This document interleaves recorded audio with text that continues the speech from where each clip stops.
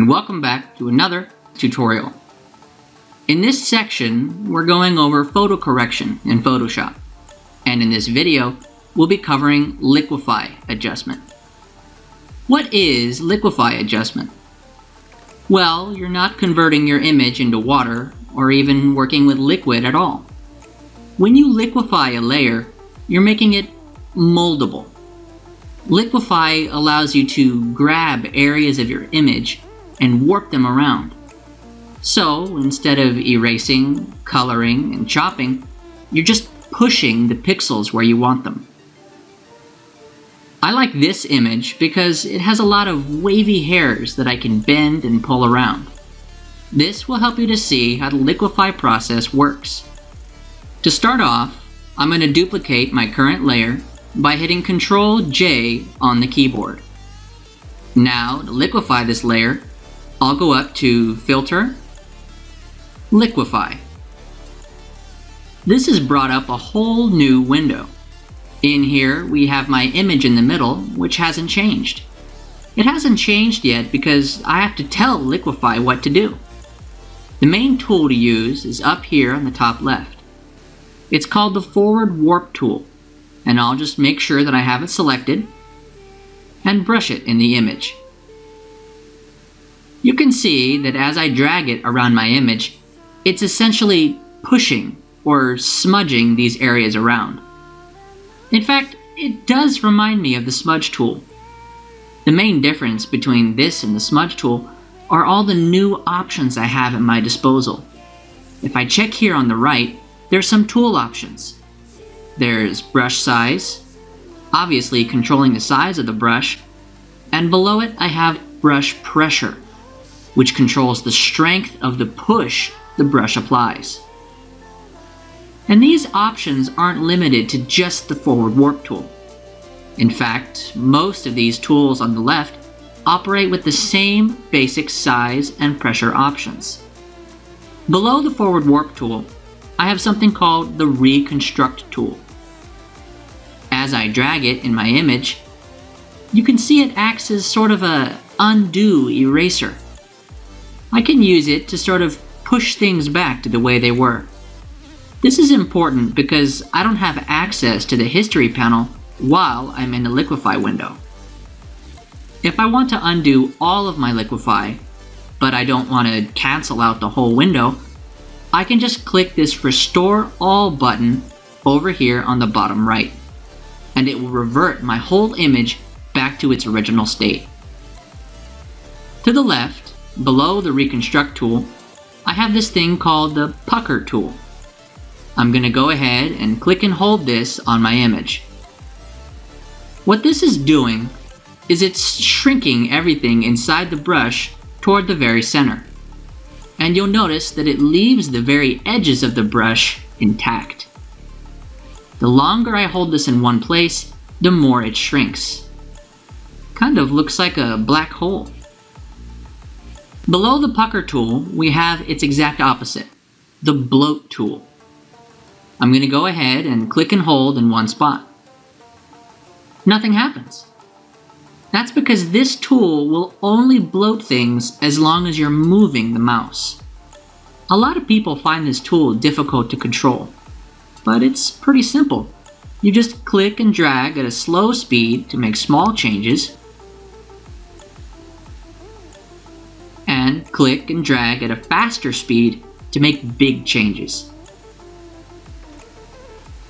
Finally, below the Bloat tool, we have a tricky one, the Push Left tool. Basically, this one works exactly like the Forward Warp tool, only it redirects everything to the left of whatever direction we're moving.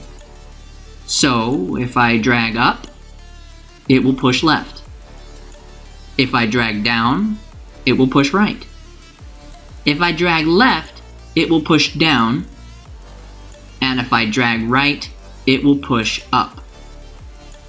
Like I said, it's a little tricky, but it makes it so that instead of dragging many lines with the Forward Warp tool,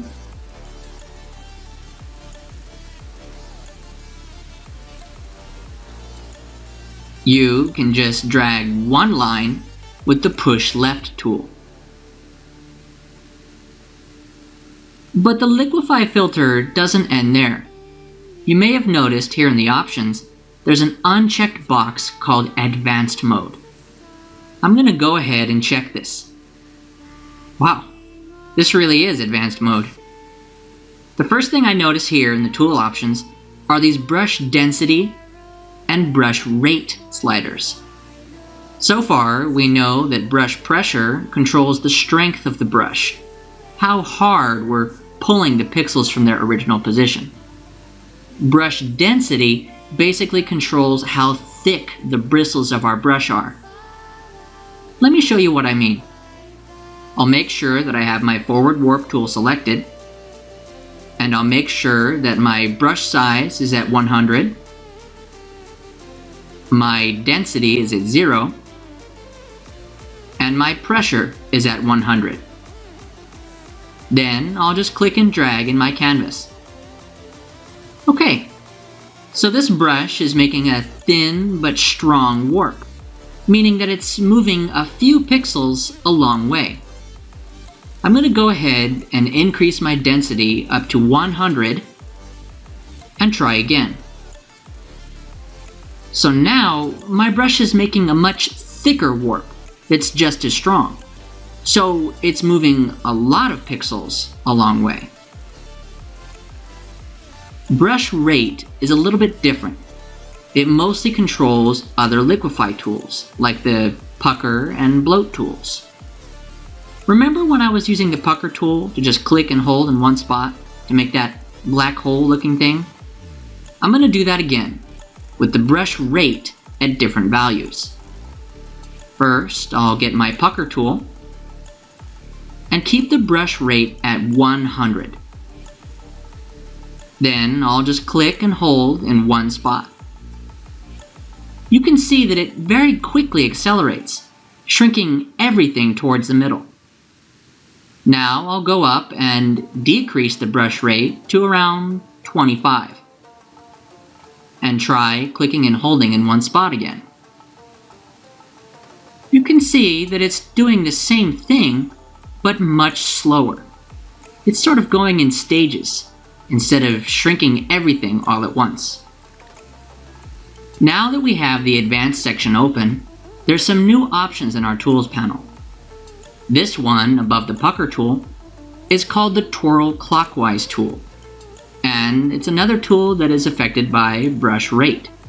That is to say that it will spin faster at 100 brush rate than it will at 25. If I bring my brush rate back up to 100 and click and hold in my image, it will make a spiral going clockwise. If I want to make the spiral go counterclockwise, I can just press and hold the Alt key, and it will spin in the opposite direction. Another tool I have above the twirl tool is called the smooth tool. Now the smooth tool is a little unique.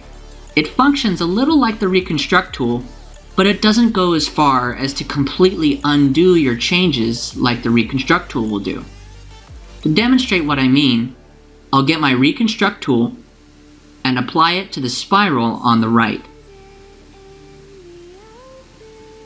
You can see how it very quickly just vanishes my spiral as I drag over it. Now I'll get the smooth tool and try the same thing on the other spiral. You can see that it not so much erases my spiral as it tries to sort of make more sense of the spiral, pushing things in an area where they make more sense, but not necessarily undoing the warp. Eventually, I'll get to a point where the tool doesn't really seem to be making much of a difference anymore, which should mean that my image is back to normal. But if I go over here and click the Restore All button, you can see that there would have been a lot more to go to make my image normal again. Another tool we have near the bottom here is called the Freeze Mask tool. This is very useful. Let's say that I want to move all this fur around, but I don't want to affect this lady's face. Well, I could go around very carefully and painstakingly brush all the fur while trying to avoid the face. Maybe I could use the reconstruct tool here or there if I make any mistakes. Or I could use the freeze mask tool to protect her face before I do any warping at all. All I have to do is use the freeze mask to paint in the areas I want to freeze or protect.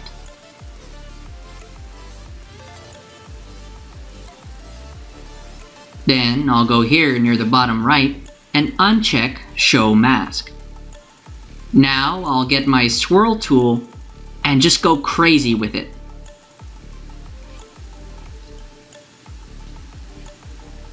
You can see that even though the swirl tool is making some massive changes all over this image, the face remains exactly where it is. There's one more option I want to show you. You see these areas where I twirled near the edges?